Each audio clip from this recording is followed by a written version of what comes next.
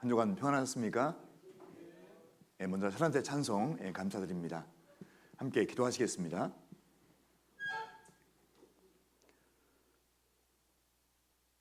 우리에게 베풀어 주신 주님의 사랑과 은혜에 대하여 진심으로 감사를 드립니다.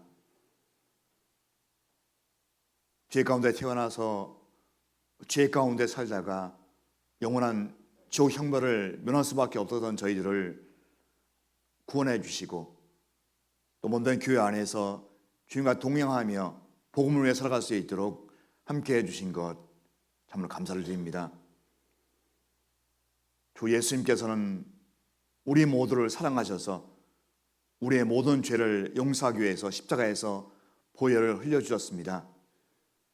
그 놀라운 사랑 우리 마음판에 새겨주셨고 또 주님과 동행하며 이 마지막 때를 살아갈 수 있도록 도와주심을 감사드립니다. 주님 앞에 갈 때까지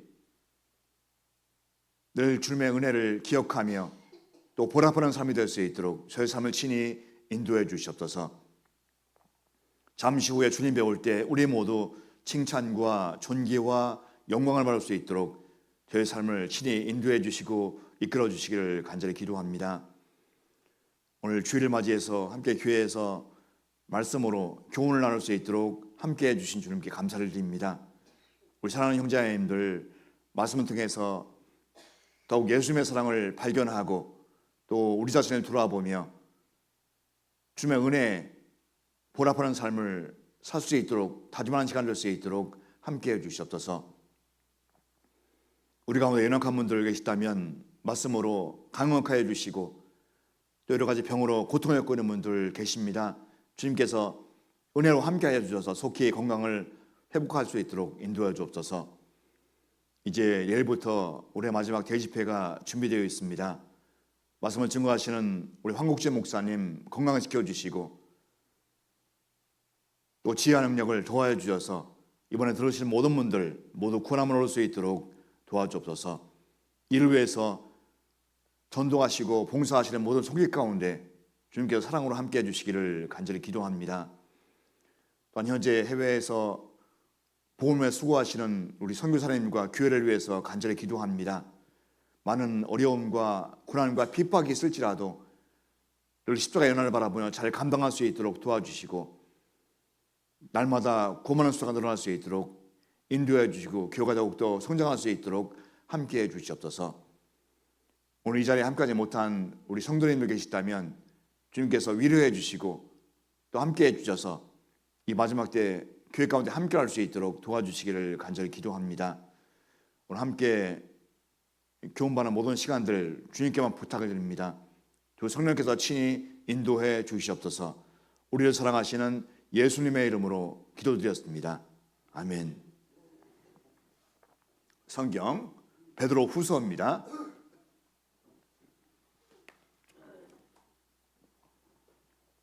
베드로 후서 3장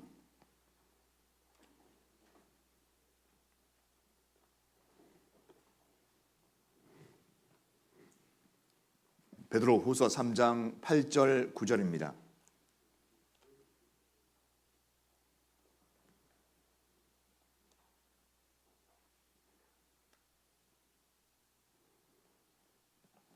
베드로 후서 3장 8절 9절입니다. 이 가름끈으로 표시해 놓으면 좋겠습니다. 베드로 후서 3장 8절 9절 한번 같이 읽겠습니다. 사랑하는 자들아, 주께는 하루가 천년 같고 천년이 하루 같은 이 한 가지를 잊지 말라. 주의 약속은 어떤 이에 더디다고 생각하는 것 같이 더딘 것이 아니라 오직 너희를 대하여 오래 참으사 아무도 멸망치 않고 다 회개하게 이르기를 원하시느니라.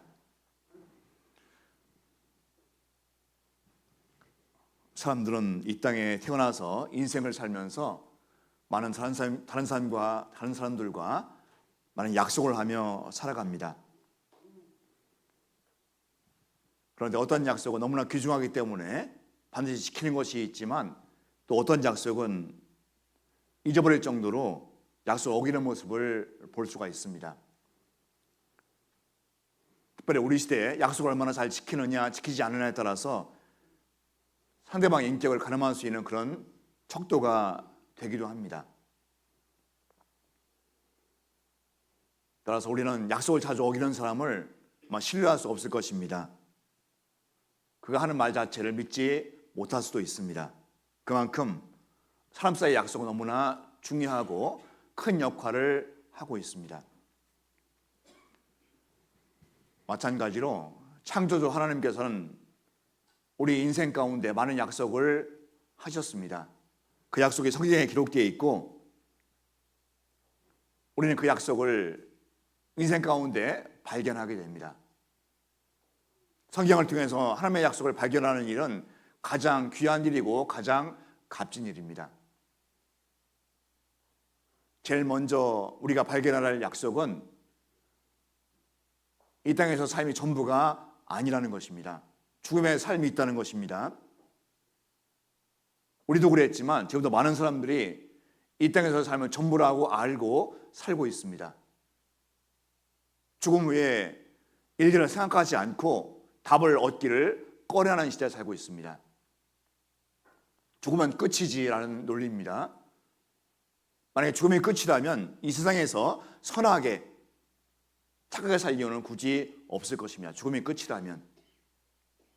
근데 하나님께서는 우리 안에 영혼의 속성인 양심을 통해서 많은 것을 알려주십니다. 또 존귀심을 통해서 많은 것을 보여주십니다. 또 영혼을 사모하는 마음을 통해서 많은 것을 우리에게 알게 해주십니다.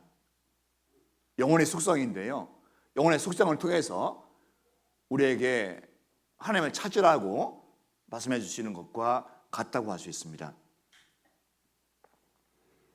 성경에는 하나님께서 이 땅을 창조하시고 역사를 이끌어 가신다는 것을 기록해 놓으셨고 또 하나님의 구원 계획이 성경에 기록되어 있습니다. 놀라운 사실은 하나님께서는 기록된 말씀대로 약속을 다 지키십니다. 눈으로 확인하면 100% 맞구나, 그 사실을 우리는 알 수가 있습니다. 성경에 기록된 역사를 통해서 약속을 지키셨고 또 죄인으로 태어난 우리를 구원하시기 위해서 예수님을 보내주시겠다는 약속을 지키셨습니다. 창조주 하나님께서, 영이신 하나님께서 우리 모두를 구원해 주시기 위해서 인간의 몸으로 입고 이 땅에 오셨습니다. 성경 한 권은 그 사실을 밝히 말씀하시고 있고 우리 짧은 인생은 그 사실을 알고 믿기 위해서 인생을 사는 것입니다. 예수님과 내가 어떤 관계가 있는지를 분명히 아는 것입니다. 지금도 많은 교회가 있지만, 이 세상에 많은 교회가 있지만 그 사실을 교리로 가르치는 교회가 있고 그 사실을 생명으로 가르치는 교회가 있습니다. 틀릴 수밖에 없습니다.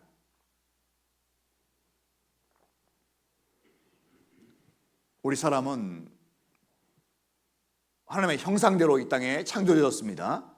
따라서 하나님을 만날 때 우리 인생의 참된 가치를 발견할 수 있습니다. 창조주 하나님을 올바로 만나는 길이 바로 구원받는 길입니다. 거듭나는 길입니다. 죄사함 받는 길입니다. 이 땅에 많은 사람들이 하나님을 만나지만 방법이 다 틀릴 수밖에 없습니다. 올바로 만나는 일이 중요하잖아요. 올바로 만나지 않으면 격기로 갈 수밖에 없습니다. 평생 이단의 게임에 빠져서 헛된 삶을 사는 분도 있잖아요. 주님께서는 짧은 인생 가운데 하나님을 올바로 만나라고 얘기하십니다. 그리고 그 올바로 하나님을 만난 분들은 그 약속을 발견했고 그 약속을 믿고 살고 있습니다. 그리고 가장 크고 놀라운 약속이 무엇이냐면 주님께서 다시 오신다는 것입니다. 다시 오신다. 주님께서는 다시 오실 때를, 이 마지막 때들을 미리 기록해 놓으셨고 놀라운 것은 우리 시대의 그 놀라운 사실들을 눈으로 볼 수 있는 시대에 살고 있다는 것입니다. 마지막 시대의 징조가 우리 시대에 보여지잖아요. 우리는 그것을 보면서 준비하는 삶을 삽니다. 그리고 더욱더 소망하는 삶을 삽니다. 아무리 힘든 일이 있어도 고난과 핍박이 올지라도 몸이 아프더라도 우리는 소망 가운데 이 마지막 때를 살아갈 수가 있습니다. 어떤 소망입니까? 복수한 소망입니다. 주님께서 다시 오신다는 소망입니다. 놀랍게도 지금 다시 오시기 전에 일어날 일들이 다 이루어졌습니다. 모두 다. 오늘이라도 주님 오시면 성경은 틀리지 않습니다. 그런데 아직까지 오지 않습니다. 성경에는 주님께서 왜 다시 오시지 않는가 말씀하셨고, 우린 그것을 늘 마음판에 새기고 살아야만 됩니다. 왜 다시 오시지 않는가? 답을 얻지 못하면 헛되게 살 수밖에 없거든요. 오늘은 내일부터 집회를 앞두고 본 말씀을 중심으로 해서 죄인을 향한 주님의 간절한 마음이라는 주제로 한번 말씀을 나눠보겠습니다. 죄인을 향한 주님의 간절한 마음입니다. 이 마음 안에는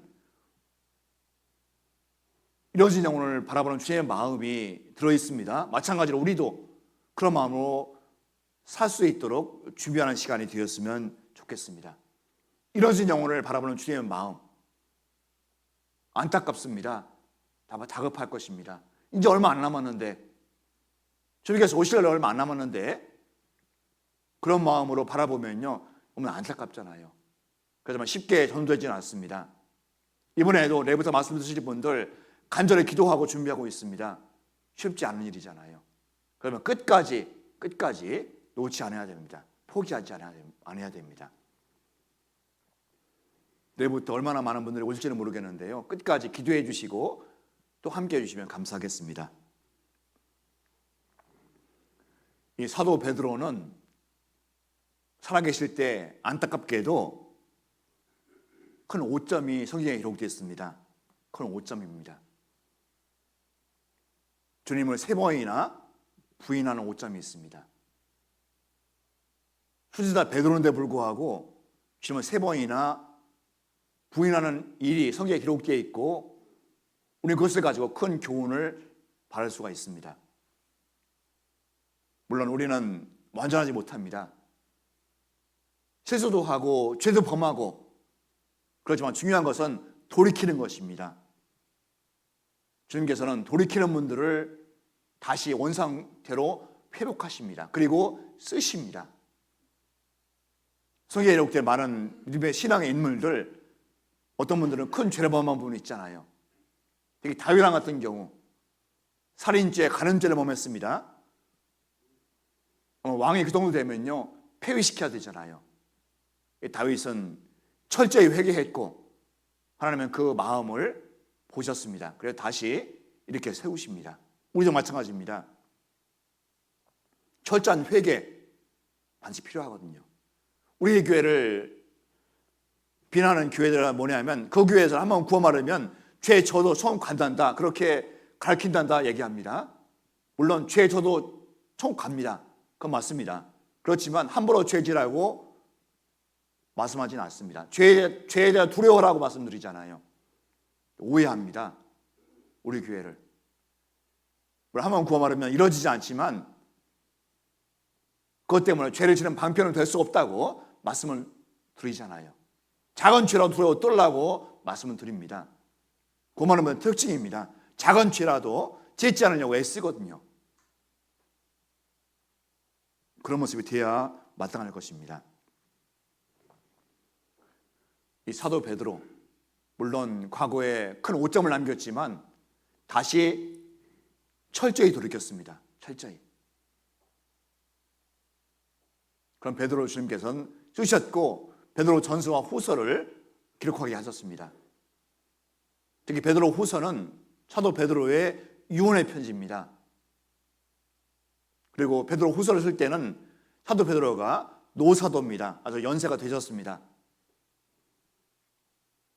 나이 많은 사도 베드로가 66년에서 67년경 로마에서 이 마지막 편지를 기록할 때는 순교의 시간을 앞둔 시간이었습니다. 순교의 시간. 사도 베드로는 역사적 기록에 따르면 십자가에 거꾸로 못 박혀서 주님께 가셨거든요. 나는 똑바로 못 박힐 자격이 없다, 거꾸로 못 박혀야 된다. 사도 베드로는 그렇게 철저한 회개한 인물입니다.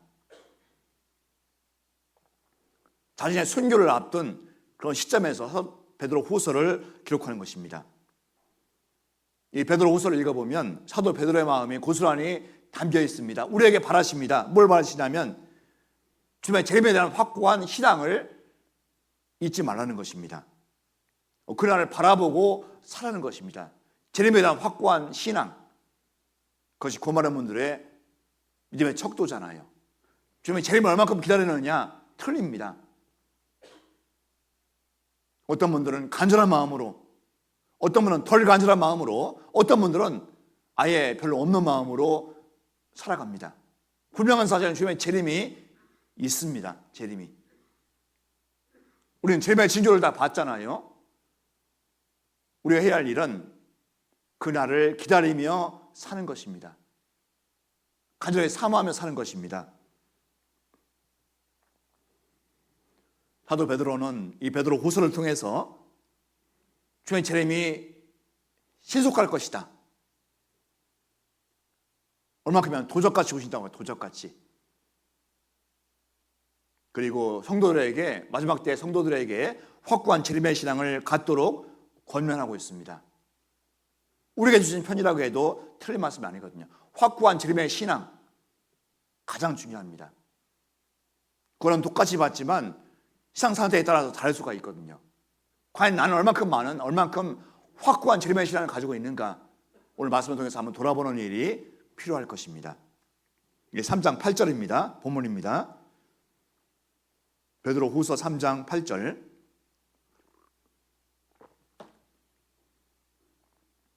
사랑하는 자들아, 주께는 하루가 천년 같고 천년이 하루 같은 이 한 가지를 잊지 말라. 천년이 하루 같고 하루가 천년 같은 이 한 가지 사실을 잊지 말라. 이 말씀을 통해서 우리가 알 수 있는 것은 하나님은 시공을 초월하신 분입니다. 시공을. 우리 인간은 시간 속에 매여 있습니다. 태어나서 살다가 죽으면 이 땅에서 삶이 끝나잖아요. 근데 하나님은 시공을 초월하신 분입니다. 이 말씀을 통해서 우리가 알 수 있는 것은 하나님께서는 시간과 공간의 제약을 받지 않는다는 것입니다.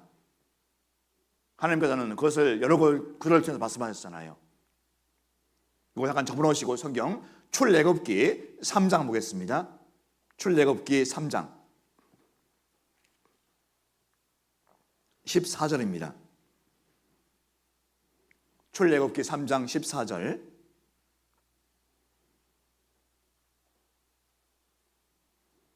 이 13절은 제가 읽겠습니다. 13절, 14절. 모세가 출애굽기 3장 13절, 14절입니다. 모세가 하나님께 고하되 내가 이스라엘 자손에게 가서 이르기를 너희 조상의 하나님이 나를 너에게 보내셨다 하면 그들이 나에게 묻기를 그 이름이 무엇이냐 하리니 내가 무엇이라고 그들에게 말하리이까. 14절 말씀은 같이 읽겠습니다. 하나님이 모세에게 이르시되 나는 스스로 있는 자니라. 또 이르시되 너는 이스라엘 자손에게 이같이 이르기를 스스로 있는 자가 나를 너에게 보내셨다 하라. 예. 놀라운 말씀이 하나 기록되는데요. 나는 스스로 있는 자니라. 스스로 있는 자. 창조된 분이 아니라는 것입니다. 이것을 통해서 우리가 알 수 있는 것은 하나님만이 제일 원인자가 됩니다. 모든 것의 시작입니다. 모든 것의 시작. 그렇기 때문에 하나님을 알지 못하면 시작을 알지 못합니다. 그리고 끝을 알지 못합니다. 우리도 알고 있지만 이 땅에서는요, 중간 것만 조금 알잖아요. 중간 것만. 시작 모릅니다. 끝 모릅니다. 이 땅에서는. 성경 하나님께서는 시작과 끝이기 때문에 미리 다 기록하셨고 우리는 그것을 알 수 있잖아요. 시작이 어딘지, 끝이 어딘지 우리는 알 수가 있다는 것입니다. 세상 사람들은 잘못된 학문으로 그 시작과 끝을 정하지만 틀릴 수밖에 없거든요. 사람의 지식으로는 시작과 끝을 알 수가 없습니다. 하나님께서 말씀해 주셔야만 우리가 알 수 있잖아요. 나는 스스로 있는 자니라. 하나님과 우리는 다르다는 것입니다. 왜 집의 말씀을 듣고도 구원받지 못합니까? 하나님은 사람으로 생각합니다. 하나님은 사람이 아닙니다.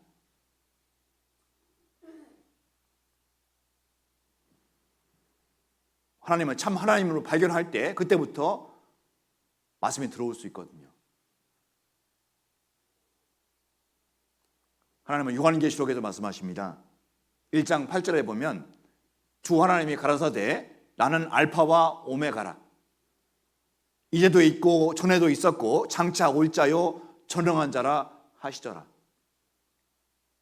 하나님만의 완전한 분입니다. 하나님만의 스스로 계신 분입니다. 그래서 사람이라면 모두 다 하나님을 알게 될 때 시작을 할 수 있고 끝을 할 수 있다는 것입니다.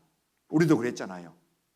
내가 이 땅에 왜 태어났는지, 왜 살고 있는지, 죽으면 어떻게 되는지 알지 못했지만 하나님을 만날 때 그 사실을 알 수가 있었습니다.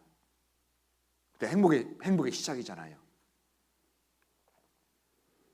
죽게는 하루가 1000년 같고 1000년이 하루 같은 이 한 가지 사실을 잊지 말라. 이 말씀을 기록하신 이유는 주님의 재림의 시간이 사람의 시간 개념으로 이해할 수 있는 문제가 아니라는 것입니다. 하나님은 시공을 초월한 분이잖아요.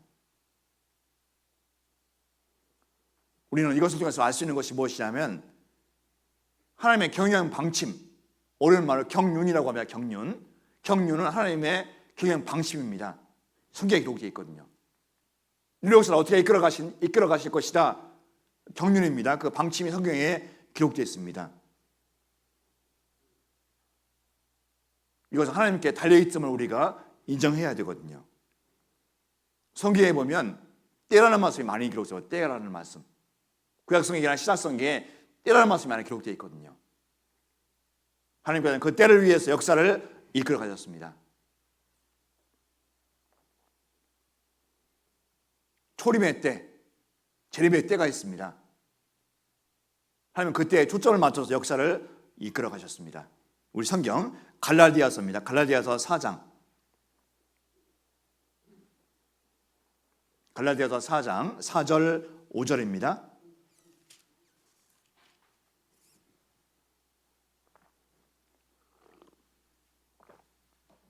갈라디아서 4장 4절 5절입니다.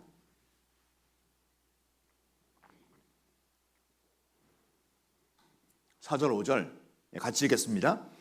때가 참에 하나님이 그 아들을 보내사 여자에게서 나게 하시고 율법 아래 나게 하신 것은 율법 아래에 있는 자들을 속량하시고 우리로 아들의 명분을 얻게 하려 하심이라. 여기 놀라운 말씀이 기록되는데요. 때가 참에, 이것도 때입니다. 어떤 때입니까? 창조자 하나님께서 성육신 하신 때입니다. 인간의 몸을 입고 이 땅에 오셨습니다. 때가 참에 하나님께서는 그 때를 기다리시면서 역사를 이끌어 가실 것입니다. 구약성경에 보면 그 때를 없애기 위해서 많은 계략이 있었잖아요. 마귀의 계략이 있었습니다. 하나님께서는 그 마귀의 계략을 다 물리치셨습니다. 그 때를 이루기 위해서입니다. 때가 참에 하나님이 그 아들을 보내사, 여기 말씀 아들인데요, 하나님 자신이시잖아요. 영이신 하나님께서 인간의 몸을 입고 이 땅에 오셨습니다. 예수님이십니다.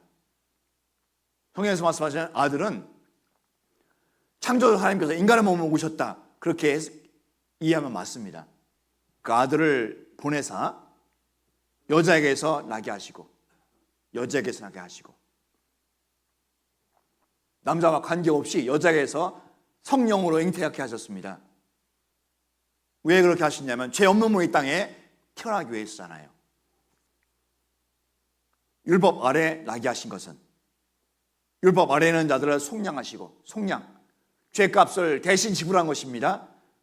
우리로 아들의 명분을 얻게 하십니다. 죄인 된 우리를 하루아침에 아들로 바꿔주십니다. 어떻게 합니까? 구원받을 때 아들로 바꿔주잖아요. 아들. 구원받을 때 아들의 명분이 됩니다. 죄인의 명분이 아니라 아들의 명분으로 바꿔지거든요. 우리 성경을 통해서 그것을 알 수 있고 우리는 그것을 체험했잖아요. 아들이기 때문에 버리지 않습니다. 함께, 끝까지 함께합니다. 끝까지. 함께 살고 있는 자식이 밉다고 해서 아이고 저는 없었으면 좋겠다, 가끔씩 그런 생각이 든다고 해서 하는데 이사 갈 때는 데리고 가잖아요. 안 버리고. 왜 그럽니까? 한 가족이니까. 가족은 못 버립니다. 구원받을 때 주님의 가족이 됩니다. 어떤 교회에서는 한 번 구원받아도 잘못 살면 이뤄진다고 가르치는데 그거 잘못된 것입니다. 가족은 안 버리시거든요. 물론 징계로 다지십니다. 그렇지만 버리지는 않습니다. 얼마나 감사한지 몰라요. 만약에 구원받은 후에 잘못 살면 이뤄진다고 생각하면요, 우리는 못 살 겁니다. 항상 그렇게 살 수 없잖아요. 고만한 분들에게도 죄성이 있습니다. 죄 짓고 삽니다.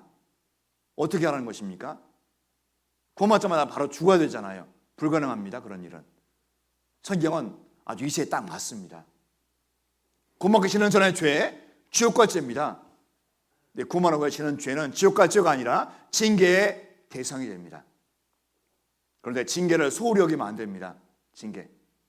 주님께서는 여러 가지 방편으로 징계를 주시거든요. 우리에게 잘못 살 때. 왜 징계 주시냐면 죄를 그치라고 돌아오라고 주십니다. 돌아오지 않으면, 그치지 않으면 징계가 더욱더 커질 수밖에 없거든요. 잘못하면 주님께로 데려가십니다. 그렇다고 해서 다 데려간다고 다 징계는 아닙니다. 다른 뜻도 있습니다.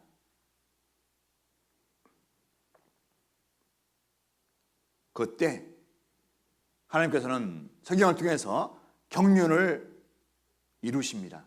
우리는 그것을 통해서 하나님의 생각으로 돌아가면 되거든요. 우리 성경 에베소서입니다. 갈라디아서 다음에 에베소서 1장입니다. 에베소서 1장 7절부터 9절입니다.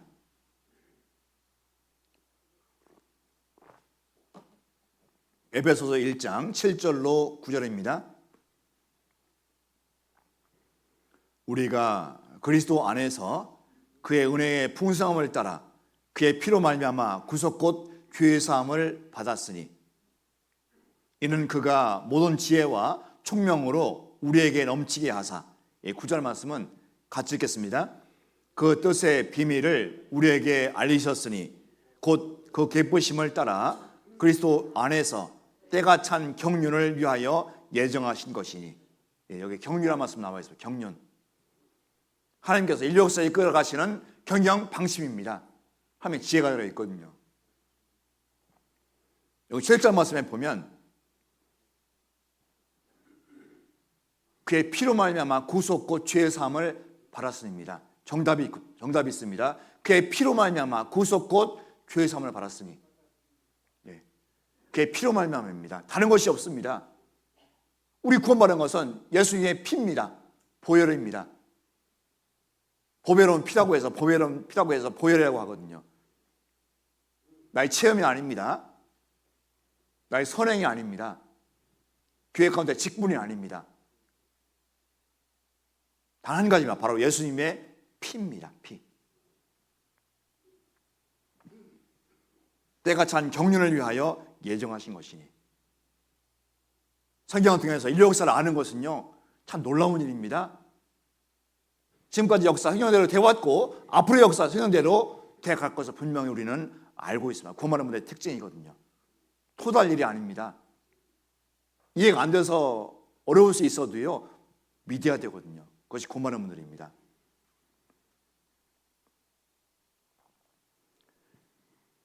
이 베드로후서 3장 8절 말씀은 우리 시편 말씀을 인용하는 것입니다. 조금 차이가 좀 있는데요. 우리 시편 90편 보겠습니다. 시편 90편 4절입니다.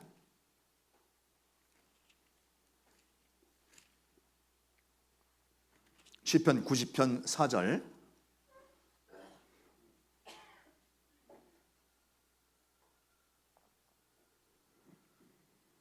시편 90편 4절 말씀은 한번 같이 읽겠습니다. 주의 목전에는 천년이 지나간 어제 같으며 밤의 한 경점 같을 뿐임이니이다. 여기서 천년이라는 말씀이 나와 있습니다. 이 사도 베드로는 이 시편 90편 4절 말씀을 인용하는 것입니다. 이 시편 90편 누가 썼냐면 모세가 기록했다. 모세 오경을 간 모세가 기록한 시편입니다. 근데 시편 말씀과 베드로후서 말씀은 약간 차이가 있습니다. 이 시편 말씀은 하나님의 영원하심에 비해서 인간의 유한함을 말씀하신 것입니다. 하나님께서 영원하신데 우리는 유한하다. 그것을 말씀하신 것입니다. 그래서 천년의 하루 같다고 말씀하신 것입니다. 또 한 가지는 죄인을 기다리시는 하나님의 마음을 표현한 것이거든요. 죄인을 기다리는 하나님의 마음. 전에는 가끔씩 집회 때마다 그런 동영상을 봤잖아요. 할머니 한 분이, 머리 하얗게 시는 할머니 한 분이 애타게 자기 자식을 찾습니다. 방송에 나오셔서 집 나간 아들을 찾습니다. 처음에는 막 얘기하다가 감정이 폭발쳐가지고 맞으면 우시잖아요. 우시해요. 돌아와라.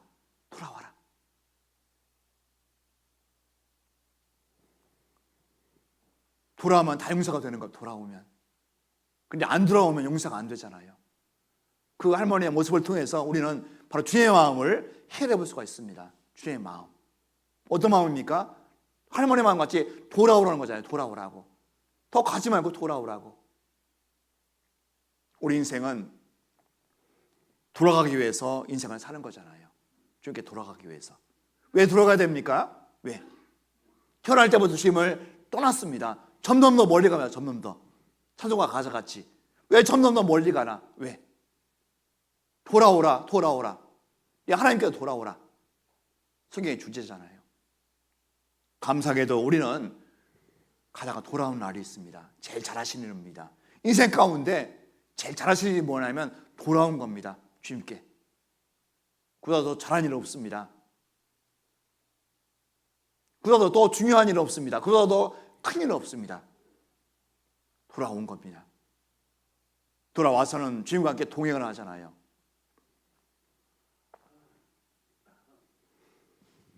집을 나간 자식이 돌아오지 않고 있다면요, 그 부모의 마음은 아마 애간장일 겁니다. 어떤 동영상을 보는데 감동적인 동영상이 뭐냐면요, 대문을 닫지 않습니다. 열어놓습니다. 대문을, 부모님이. 물론 무슨 비유적인 표현이겠지만요, 대문을 열어놓습니다. 우리 아들 못 들어올까 봐, 집에 못 들어올까 봐. 바로 하나님의 마음이거든요.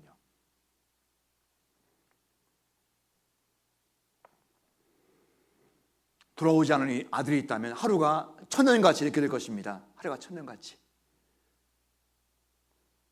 세상에서는요, 그런 한자 말이 있잖아요. 일일이 여삼추라는 말이 있어요. 일일이 여삼추. 하루가 마치 세 번의 가을, 추자가 가을 추자입니다. 세 번의 가을이 지나가는 것 같이 길게 느껴지는 것입니다. 일일이 여삼추.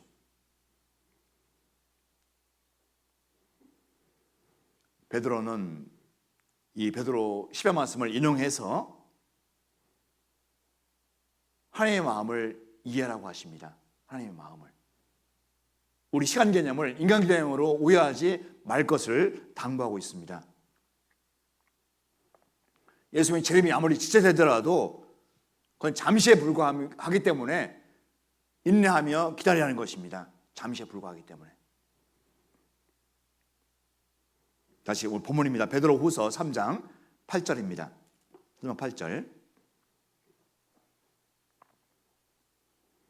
사랑하는 자들아, 주께는 하루가 천년 같고 천년이 하루 같다는 이 한 가지를 잊지 말라. 안타깝게도 초대교회 때부터 사탄의 역사가 진행이 됩니다. 마귀가 교회를 흔드는 역사가 일어납니다. 그때 성경이 다 기록되지 않았잖아요. 초대교회 때는. 거짓 교훈을 가지고 교회를 흔듭니다. 믿음을 흔들거든요. 거짓 교사들. 초대교회 때부터 지금까지 마찬가지입니다. 이제 그 마귀의 역사가 더욱더 강해지잖아요. 이번 한 주도 마귀도 지금 집회합니다. 마귀도 못 오게, 의심 불러일으키고 못 나오게 방해할 겁니다. 우린 더욱더 힘을 합해서 간절히 기도해야 되거든요. 당시 초대교회 그리스도인들을 미혹해 하던 교사들 어떻게 얘기하냐면요, 주님께 다시 오지단 사실을 믿지 않았습니다. 잘못된 믿음을 전파했습니다. 그 앞에 베드로후서 3장 4절 5절입니다. 3장 4절 5절. 베드로후서 3장 4절 5절. 3절은 제가 읽겠습니다. 3절. 먼저 이것을 알지니 말세에 기롱하는 자들이 와서 자기의 정욕을 조차 행하며 기롱하여 4절 5절 말씀은 같이 읽겠습니다. 가로되 주의 강림하시다는 약속이 어디 있느뇨? 조상들이 잔후부터 만물이 처음 창조할 때와 같이 그냥 있다 하니 이는 하늘이 옛적부터 있는 것과 땅이 물에서 나와서 물로 성립한 것도 하나님의 말씀으로 된 것을 저희가 불어 잊으려 함이로다. 말세에 고통하는 때가 이르리니 기롱하는 자들이 와서 기롱이 무엇입니까? 속이는 것입니다. 싫어하는 말로 놀리는 것입니다. 기롱이. 말세에 기롱하는 자들이 와서 초대교회 때 그 말세의 시작이거든요. 지금 말세의 마지막 때입니다. 말세 말입니다. 자기의 정욕을 쫓아 행하며 기롱하여 가로되 주의 강림하시는 약속이 어디 있느냐? 주님께서 다시 오시는 약속 어디 있느냐? 성경은 너무나 많이 있습니다. 일부러 안 믿는 일부러. 여기 5절 말씀 보았지. 불어 잊으라 함이로다. 불어. 그게 속으면 안 됩니다. 지금 마지막 때 교회에서는요. 교회 재림에 대한 설교 많이 찾아보기 어렵습니다. 근데 우리 교회에서는 끊임없이 말씀드리잖아요. 재림이 있다고 준비하라고.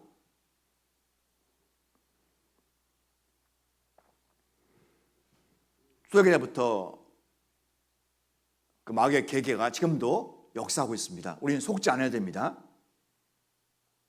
거짓 선생들의 비난과 조롱에서 흔들리지 않고 믿음에 굳게 서서 견고히 가는 것입니다. 견고히. 다시 본문입니다. 3장 9절입니다. 베드로후서 3장 9절입니다. 주의 약속은 어떤 이에 더디다고 생각하는 것 같이 더딘 것이 아니라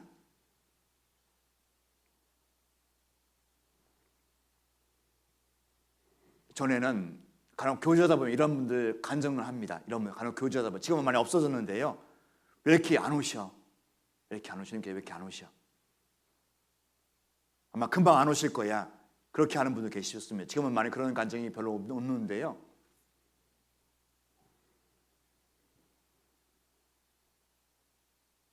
주의 약속은 어떤 이에 더디다고 생각하는 것 같이 더딘 것이 아니라 이 말씀을 가만히 보면 주님께서 왜 안 오실까? 왜 주의 재림이 지체될까? 그 답을 말씀하고 계시거든요. 왜 지체가 될까? 그 답을 알고 준비하는 것이 가장 지혜로운 분들입니다. 답을 알고 왜 지체가 될까? 공부하는 분들은 거기에 대해서 설명을 해줄 수가 있어야 되거든요. 오신다고 했는데 왜 여기까지 안 오실까? 크게 두 가지 이유가 있습니다. 첫 번째 이유는 하나님께서 마지막으로 사람들에게 회개할 기회를 주시는 것입니다. 마지막입니다. 마지막이란 말은 더 이상 없다는 것입니다. 마지막. 우리는 마지막이라고 해도 틀리지 않은 시대에 살고 있잖아요. 오늘 저녁이라도 주님께서 오시면 전혀 틀리지 않습니다. 그런데 아직까지 안 오시잖아요. 왜 안 오십니까? 첫 번째는 사람들에게 마지막으로 회개할 기회를 주는 것입니다. 마지막으로 회개할 기회. 회개하고 복음을 믿으라. 회개한 후에 복음을 믿잖아요. 회개하지 않는 복음은요 헛것입니다. 가령 그런 경우 있습니다. 회개를 해서 건너뛰고 복음 말씀 듣거든요. 이론은 압니다. 잘 압니다. 잘못하면 속은 걸 수 있어요. 그것이 구원하지 않을 수 있다는 것입니다. 왜 아직 안 오실까? 회개할 수 있는 기회를 주시는 것입니다. 주의 약속, 바로 주님의 재림의 약속입니다. 더디다고 그렇게 말하는 분도 아마 그리스도인이었을 것입니다. 그분들도. 왜 더디다고 생각하냐면 기다리고 있으니까 더디다고 얘기하잖아요. 기다리지 않으면 더디다고 얘기 안 합니다. 구원받지 않으면 그렇게 얘기 못 합니다. 기다리지 않으니까. 아예 무시하잖아요. 근데 구원받은 분들은 기다리니까 더디다고 얘기를 할 수 있습니다. 기다리니까 주님을. 구원받지 않은 사람들은 주님의 재림의 사실을 믿지 않잖아요. 아까 기롱하는 자를 말씀 받아 기롱하는 자들 주의 강림하시다는 약속이 어디 있느냐? 아예 믿지 않습니다. 주님께서는 반드시 다시 오시면 반드시. 놀랍게도 요한계시록에 2번이나 그러고 있어요. 2번이나. 마지막 시간 요한계시록에 2번이나. 12절 말씀에 보면 보라 내가 속히 오리니 내가 준 상이 내게 있어 각 사람에게 그의 일한 대로 갚아주리라. 그리고 거의 마지막 부분에 20절에도 말씀하십니다. 이것들을 증거하시니가 가라사대 내가 진실로 속히 오리라 하시거늘 아멘 주 예수여 오시옵소서. 요한계시록 22장에 2번이나 기록했습니다. 내가 속히 오리니. 그 말씀 안에 그리스도인들의 최대의 소망이 담겨 있습니다. 최대의 소망. 구원할 때부터 우리 소망이 있잖아요. 최대의 소망이 무엇입니까? 다시 오실 주님을 간절히 사모하고 기다리는 것입니다. 그렇게 될 때 신앙이 전환적으로 작동이 됩니다. 조문기를 고집할 수 있습니다. 죄를 이길 수 있는 힘이 주어져 있거든요. 주님의 재림의 소망이 희미해지면요 그냥 마음대로 살 수 있습니다. 마음대로 막의 쾌계에 속아서 살 수가 있습니다. 돌아와야 되거든요. 하나님은 오래 참으십니다. 오래 참으시는데 오래 참으십니다. 너무 감사하잖아요. 우리 구원받고 신앙생활을 하면서 감사한 것이 무엇이냐면 나를 살리기 위해서 오래 참으셨다는 것입니다. 나를 살리기 위해서. 그렇잖아요. 태어나서 인생을 살면서 주님을 멀리했잖아요. 주님은 대적했습니다. 주님 미워하시는 일만 골라하며 살았습니다. 하나님이 어디 있어? 성경이 사실이야. 죽으면 끝이지.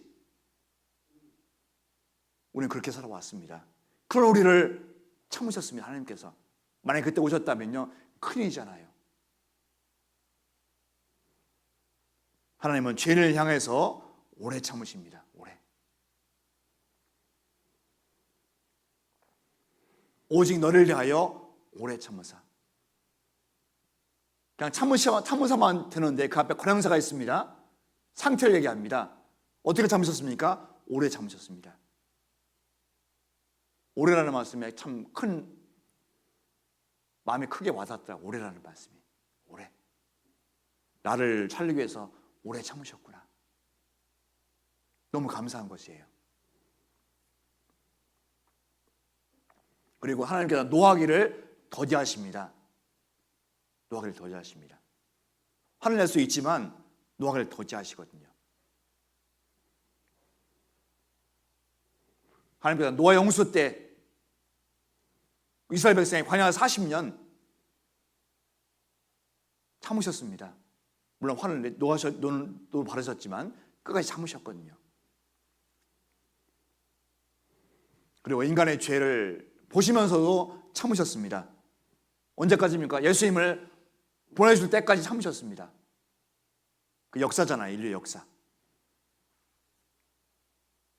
그리고 십자가 사건 이후에도 2000년 동안 또 참으십니다. 우리 거기에 속해 있잖아요. 십자가 이후에 2000년 동안 참으셨습니다.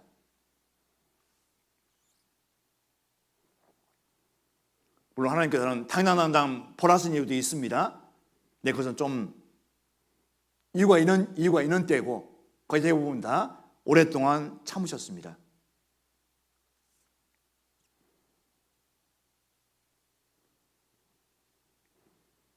성경은 보면 그 참으신다는 말씀이 많이 기록되어 있거든요. 우리 성경 출애굽기 34장 보겠습니다. 출애굽기 34장 6절입니다. 출애굽기 34장 6절.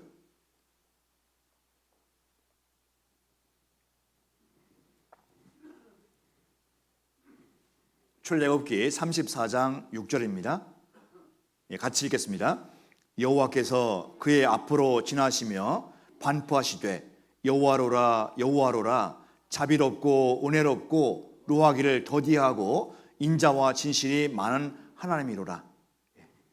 이 짧은 한 절을 고만한 분들은 알게 됩니다. 사실이거든요. 여호와로라 여호와로라 자비롭고 지혜롭고 노하기를 더디하고 인자와 진실이 많은 하나님이시라. 왜 참으시냐면 아무도 멸망치 않기를 원하시기 때문에 그렇습니다. 여기 말씀하신 것과 같이 아무도 멸망치 않습니다. 아무도. 그게 하나님의 마음이거든요. 우리가 전도할 때도 그런 마음을 잊지 말아야 됩니다. 좀 어렵다고 포기하는 것이 아니라, 좀 어렵다고 하다가 마는 것이 아니라 그 하나님의 마음으로 전도해야 되거든요. 아무도 멸망치 않고 다 회개하게 되기를 간절히 원하십니다. 그게 하나님의 마음이거든요. 베드로후서 3장 9절 말씀에 기록되어 있습니다. 아무도 멸망치 않고 다 회개하게 되기를 원하시느니라. 그런데 그렇게 되지는 않습니다. 멸망하는 사람이 있거든요. 지옥 가는 사람도 있습니다. 물론 누가 그걸 원하겠습니까? 그럼 하나님을 믿지 않습니다. 우리 가족이 거기에 들어가서는 안 되잖아요. 내 사는 사람이 거기 가서는 안 되잖아요. 전도는 포기하지 않은 것입니다.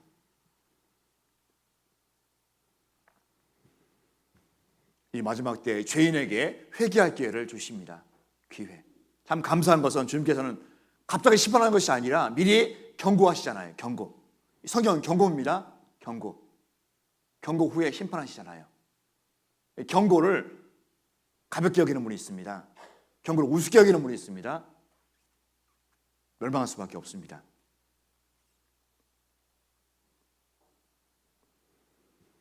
디모데전서 2장 4절 말씀.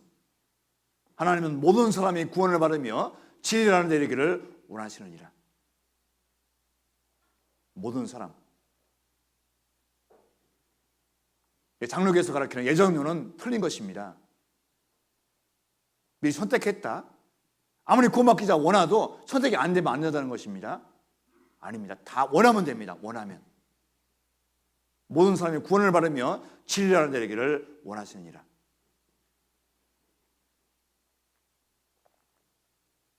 하나님께서는 목적이 심판이 아니라 심판에서 구원하는 것이거든요. 만약에 지옥 가는 사람이 많아지면 하나님 마음은 어떻겠습니까? 아마 우실 겁니다. 하나님께서. 얼마나 마음 아프시겠습니까? 함께 살려고 창조한 모든 사람, 많은 사람들이 지옥에 간다면 얼마나 마음 아프시겠습니까? 왜 우리를 창조하셨습니까? 왜 하나님의 형상대로 창조하셨습니까? 함께 살려고 한 거야. 함께 영원토록 천국에서 살려고. 그 마음을 모르잖아요. 하나님께서 원하시는 것은 심판이 아니라 구원받게 하는 것입니다. 그렇기 때문에 참으십니다. 범죄했을 때에도 돌이킬 기회를 주시거든요. 그게 하나님의 마음입니다. 그것을 가볍게 여기면 안 됩니다.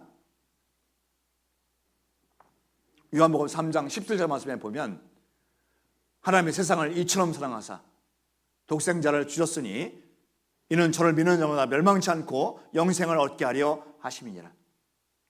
하나님이 세상을 이처럼 사랑하사. 이 세상은 죄 많은 세상이 아니라 세상에 있는 사람을 얘기해요.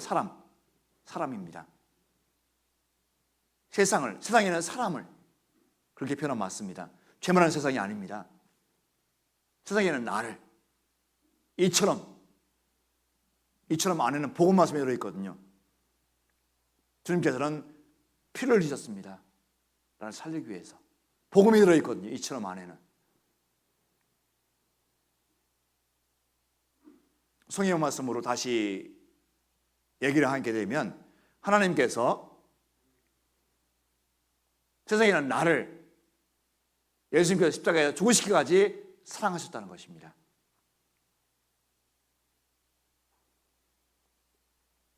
독생자를 주셨으니 이는 저를 믿는 자마다 멸망치 않고 영생을 얻게 하려 하심이라. 성경을 가만히 보면요, 하나님께 하신 일이 있고 우리가 해야 할 일이 있습니다. 그 순서거든요. 하나님께 하셨는데 우리가 하지 않으면 내 것이 안 되면 그 말씀이 내 것이 안 됩니다. 이것도 마찬가지입니다. 도전을 하나 주셨는데 그것을 믿어야 되잖아요. 이는 저를 믿는 자마다 우리가 해야 할 일입니다. 믿는 것입니다. 멸망치 않고 영생을 얻게 하려 하심이니라.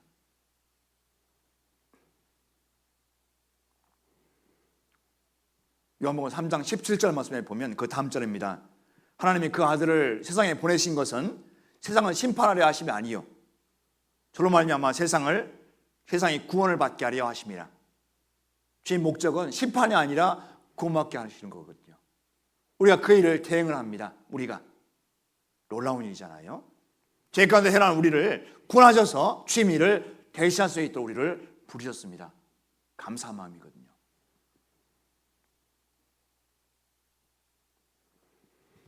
우리는 반드시 알아야 됩니다. 왜 주님께서 주님의 재림이 지연되느냐. 두 번째 이유는 우리의 변화되는 모습을 보기를 원하십니다. 변화되는 모습. 구원받은 후에 10년, 20년 지나면서도 안 바뀌는 게 있습니다. 저도 마찬가지입니다. 어려운 일이 있거든요. 기도하고 준비하는데도 잘 안 되는 것이 있습니다. 그걸 바꾸라고, 속히 바꾸라고. 그거 바꿀 때 삶이 바뀌잖아요.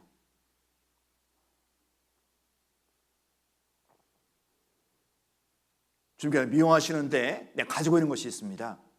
아마 틀릴 것입니다. 그것을 바꾸라고, 돌이키라고 하는 것입니다.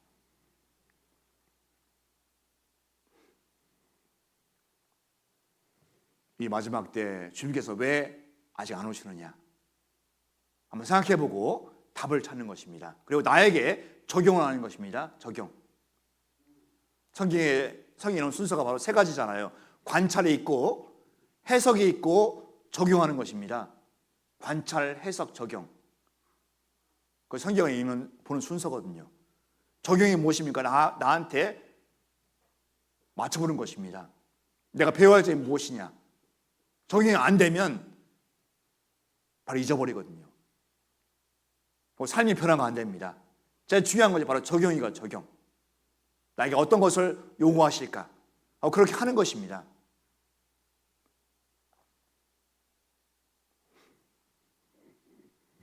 예수님께서는 아직까지 안 오십니다. 그 이유가 있습니다. 오늘 두 가지를 말씀드렸는데요. 우리는 그것을 분명히 알고 준비하는 것입니다. 하나보다 집회 때 동영상으로 휴거를 얘기하다 갑자기 없어지는 장면을 보잖아요. 갑자기. 남은 사람들 어떻습니까? 표정이? 그런 표정을 우리 있을 수가 없잖아요. 그런 표정을. 그게 반드시 일어납니다. 반드시. 얼마 남지 않았거든요. 구원받은 분들은 준비하는 것입니다. 그날을.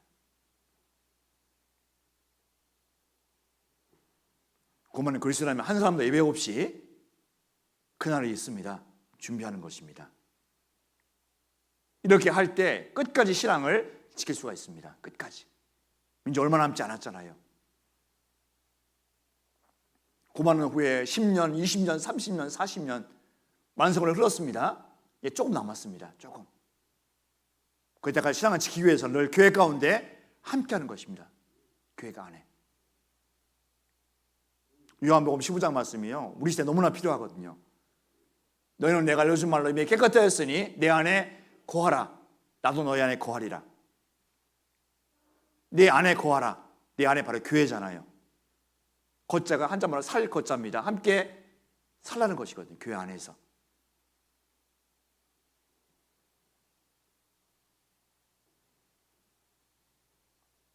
가자가 포도나무에 붙어 있으면 절로 과실을 맺잖아요. 마찬가지로 교회 가운데 거하면 절로 과실을 맺을 수밖에 없습니다. 근데 교회를 떠나면 어쩌면 신앙을 못 찾을 수가 있거든요. 어쩌면 지금 우리 시대가 그런 시대입니다. 어떤 일이 있어도 교회 가운데 함께하는 것입니다. 어떤 일이 있어도 교회 가운데 해결하는 것입니다. 주께 도와주시거든요.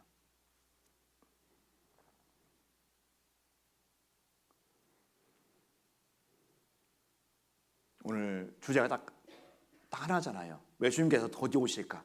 두 가지입니다, 답이. 한번 우리 스스로 적용을 해보고 그 답을 찾기 위해서 사는 것입니다. 그러면 주님 앞에 갈 때까지 끝까지 신앙을 지킬 수가 있을 것입니다. 내일부터 한 주간 이제 마귀와의 전쟁이 진행이 됩니다. 많이 기도가 하는 분들 많이 계신데요. 끝까지 기도해 주시고 또 내 혹시 못 오시더라도 끝까지 기도해 주세요. 끝까지. 포기하는 것이 아니라.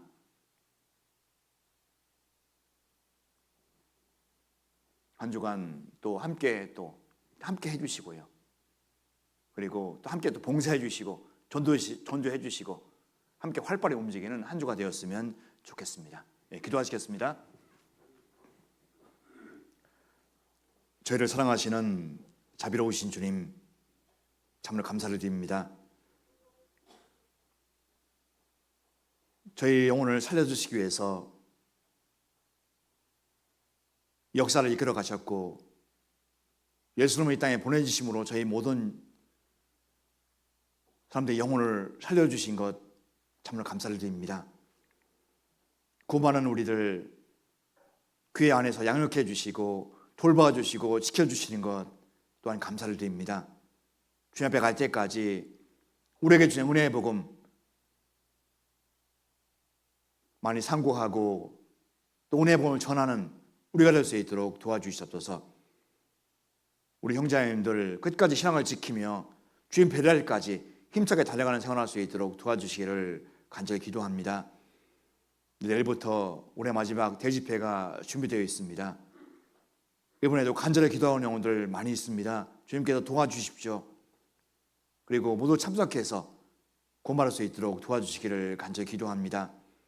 한 주간 진행되는 집회 기간 동안에도 우리가 모두 함께 할 수 있도록 넓은 마음을 가질 수 있도록 도와주시고 함께 해주시옵소서. 모든 것 주님께만 부탁을 드리며 우리를 사랑하시는 예수님의 이름으로 기도드렸습니다. 아멘.